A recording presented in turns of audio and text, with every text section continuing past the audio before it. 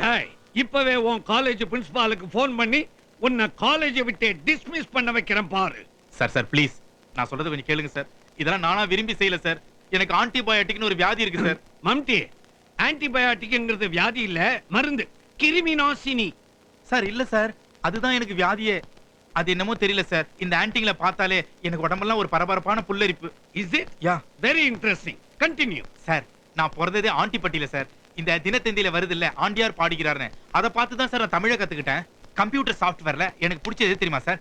Anti virus software. இவ்வளவு ஏன் sir, Tamil சினிமாவில் எனக்கு ஹீரோயின்ஸ்களை விட அவங்களுக்கு அக்காவா ஆன்டியா வர்றாங்களே, ஸ்ரீவித்யா, கவிதா, சுமித்ரா, இந்த ரேஞ்ச் ஆன்டிங் தான் சார் எனக்கு ரொம்ப பிடிக்கும். அப்படின்னா ஐஸ்வர்யா ராயை நீ ரசிக்கவே மாட்டிய? ரசிப்பேன் சார், ஆனா இப்ப இல்ல, 10 வருஷம் கழிச்சு தான்.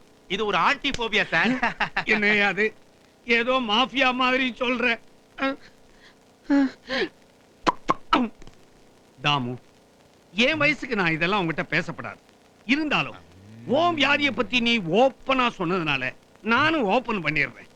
எனக்கு சிக் பயாட்டிக்னு ஒரு வியாதி இருக்கு.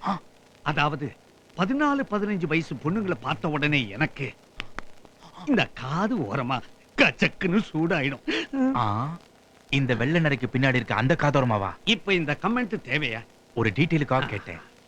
ஏன்னா shame shame puppy shame, shame shame puppy shame.